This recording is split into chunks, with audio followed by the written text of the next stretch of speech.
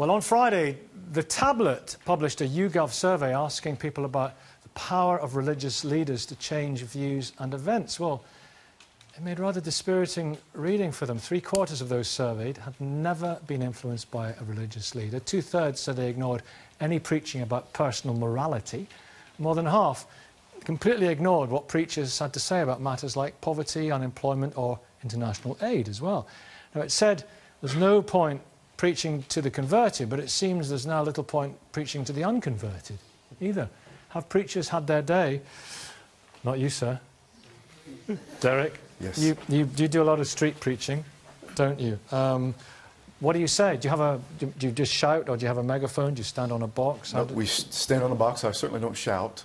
I do lift my voice, but I think preachers have not had their day. It's just as important today as it's ever been to stand and proclaim the message of Christ. Deliver that message. Yes. Do people listen? They do, yes. In fact, just last Saturday, we probably had a crowd of 50, 60 stop in the center of town and listen. And what are you saying?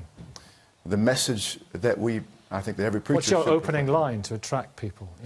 We're here to share the good news, the gospel message, which is the good news of Christ. That there, in the midst of all the trouble and difficulty in life, there is hope, and that is found in the person of Jesus Christ.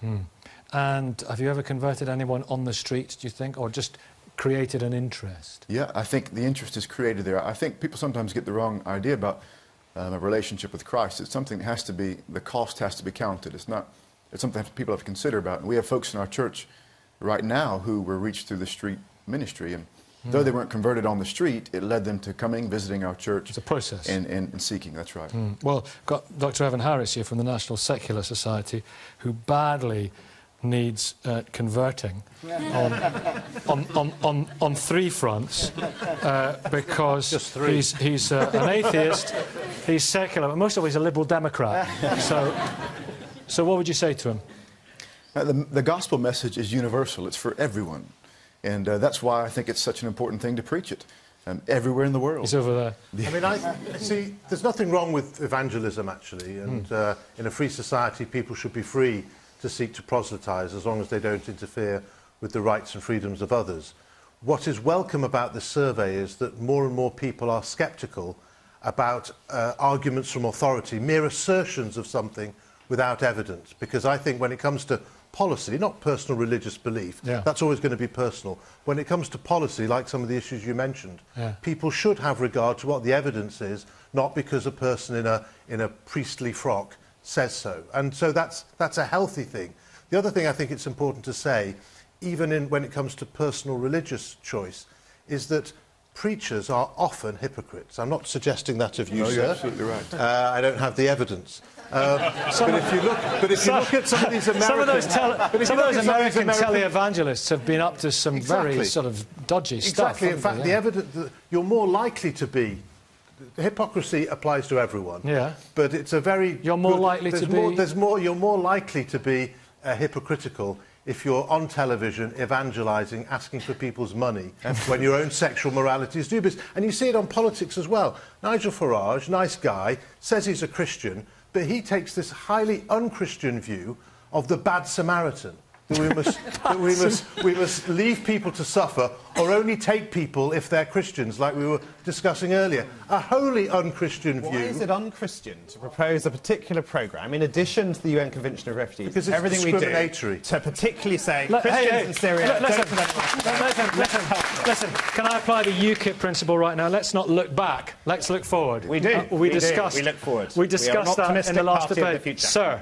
Yes, I think absolutely. Anytime anyone is in any position of leadership, you have the danger of promoting yourself to be someone you're not. That's why it's so important that preachers are not promoting themselves, but they're promoting the message of Jesus Christ. Nothing to do with themselves, and that's where people fall, because they're seeking to draw a crowd to themselves, and that's not the goal. It's never not been ego. The goal. It's not ego. No. And that's the danger we face. But how much time do you spend, or should you spend, preaching against the hypocritical, exploitative preachers? Yeah, because you have a platform. Surely you should be spending your time attacking the swaggarts and all these... I agree. Usually 100%. American, not always. I'm American, and I know, absolutely. And I agree, this is a big problem. And I mention it constantly And I first address myself. And I think that's the preacher's first What would you say about responsibility. gay marriage, for example, when you were in the street? What would you... I don't ever mention it. It's not the problem. It's not the issue. The issue is not homosexuality. I was just wondering if you were a radical heterosexuality. preacher. No, the issue is that all of us need Christ. That's the issue. All of us have fallen short, the Scripture says. Yeah. And Christ has come to bring us back to God. Lucy, you run the messy church, which has a very different approach, doesn't it? It does.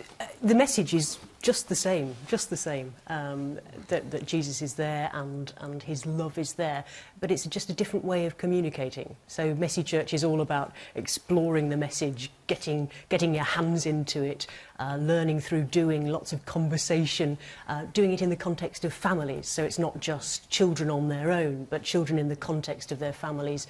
And it's all about growing through experiencing a Christian community and the love and welcome and real life that there is there. Is it kind of a more softer, feminine way of doing it from that angle at all? Because rather than a sort of a sort of swaggering Jimmy Swagger. I'm not talking about you here, but you know, I think if you saw Pat some Robertson of the, or any of those guys. yeah, if you saw some of the very messy things that we do, then it's quite masculine. We all do messy things. We all do messy things. Yeah. It's supposed to be for everybody. It's welcoming everybody, and the idea is that we learn best and we grow best as disciples when we're learning from children and from older people, from blokes, from women, from teenagers, and that it's a holistic, integral, wholesome way of So it's doing learning things, not about being it. preached at, rather than... Yeah. Yes. So what about the people are not listening to the message of morality that we heard there in this survey? What's going on there? And why not? Is this something to do with the erosion of trust in those in authority, do you think? There's a lot of lack of trust in people in authority, and I think things like Messy Church and the church that you have week after week is about creating the relationships and the trust where genuine perception can take place of what this faith is all about. So you can see if someone's being a hypocrite or not, because they're living it out in front of you. I think in a postmodern world, people want to debate and they want to have their say, and they don't want to be delivered to things, they want to be able to discuss it. Oh, yeah, you come in, and then audience, a couple of hands went up. But first of all, I can see you twitching to speak. What we're talking about today isn't something new. I mean, these kind of questions have come up again and again over centuries. We saw the Enlightenment period. We saw very philosophical philosophers come out and say, look, we need to... Exactly, we need to abandon religion and focus on reason. And that's a very harsh line to take. We need to understand that the world that we live in enables peoples of all different faiths, of all different beliefs, to come together under umbrella, perhaps, organisations or faiths, in order to live a life that they believe will enable them to be a better person. And anything that enables somebody to hold on to and motivates them to become a better person for themselves and for society is perhaps something that we should welcome. That's what you do, sir. Yes. Yes, that's what the gospel message does. It's for all, to change lives, to influence lives. That's the gospel message. Right, over there, let's get a couple of points. First of all, white shirt in a second, but you, madam? How is it for all when some people are excluded? Expand on that. Yeah, I mean, a lot of people are excluded from religious places where many of them are funded by taxpayers. So why are some people excluded by religious people? Well, if you say that your religion, or whoever claims that religion is for all, then why are people excluding other people? Thank you. That's a great question. But I would have to say that if there's an exclusion of people, then it's clearly not consistent with the message. And so I don't know which place you're thinking of, but anyone's welcome in our church at any time. Derrick, you sounded like one of the politicians in the TV debates. Thank you. That's a great question. We did just hear an exclusion proposed that we should only welcome refugees if they are Christians. In addition to all the pretty institutionalised. Sorry, Mark? In addition to all the other refugees we are welcoming. Well, that's got nothing to do with church, though. And what is it? Blue jacket, yes, here it comes, yeah. Reverend Vibert in a minute, yeah. I believe there is a loss of trust in both preaching and politicians' way of talking. And this is because they usually come with an ideology. There is something, they have lost the sense that they should respect the human, the individual, the personhood, the individual as such.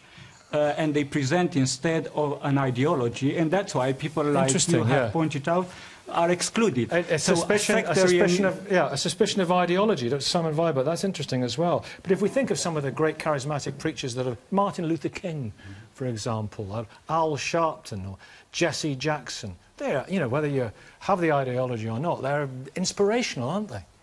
That's definitely a part of preaching. It is interesting that, you know, if you use the phrase to preach or to lecture, that has negative connotations in our vocabulary, and the idea of somebody standing 6 foot above contradiction and, you know, nobody really listening. But it's quite interesting that in the Greek, the idea of preaching is the idea of a herald, a bit like a town crier, somebody who comes with a message from the king, what Derrick's been talking about Jesus Christ as the offer of salvation to all human beings. But actually, in the end, it's not their message. They should hold it humbly, and they should actually do it in a way which is engaging and persuades modern people. Well, you persuade with one person there, as you can hear Absolutely. in the background. A few more, maybe, as the day goes on. So the lady behind me raised an important point, second point, which is proselytisation, preaching on the taxpayer. Because while I said that I'm all in favour of people being allowed to evangelise and proselytise, it should not be while they're performing a public service. So we should separate out telling children what to believe in school from schools. It should be for churches and after school and families. We shouldn't have bishops in the House of Lords being able to preach on the taxpayer in a privileged way. It should be an entirely private matter and take it to the street, yes, in the public square, but not on the taxpayer. And so you see these... I think you're confusing a few things there, insofar as I think that the message will stand on its own merit when articulated clearly and persuasively.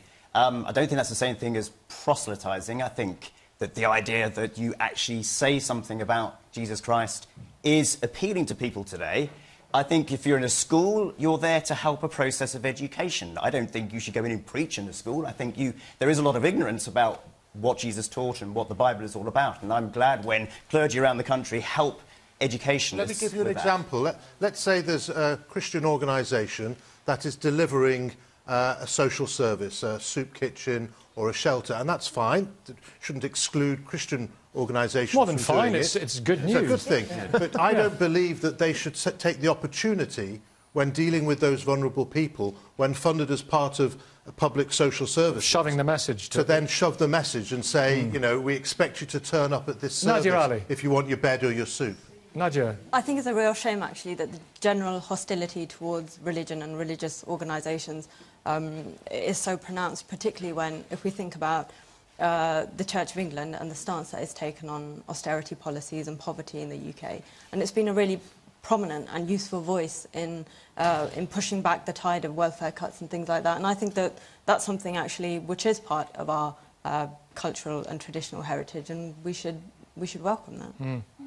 It's a good job I didn't start you on Prince Charles's letters on homeopathy. Yeah, you'd have been here all morning. So the message on welfare. Do you have a message on welfare? Rich men and camels. Yeah, I think and needles. Yes, absolutely. I think as a Christian, personally, I believe we ought to live a modest life, and we ought to do our best to help those in need. That's clear through the pages of Scripture. And whether that be spiritual need, emotional need... Some very wealthy bankers are in spiritual need, aren't they? Absolutely. Which is why we go out into the streets with the message of Christ. And we've got to do our best to balance that need with all. You need to go into the offices of Deutsche Bank. If they'd let me, I would. Right, we're not long on. Roger, 20-second point. Can I just say that I think preachers have a very important role to play in presenting their religion in a way that accepts the existence of other faiths and non-faiths, so it helps foster a tolerant world. Certainly. So perhaps not tell people they're going to hell if they don't believe. OK, well, as always, the debates will continue online and on Twitter.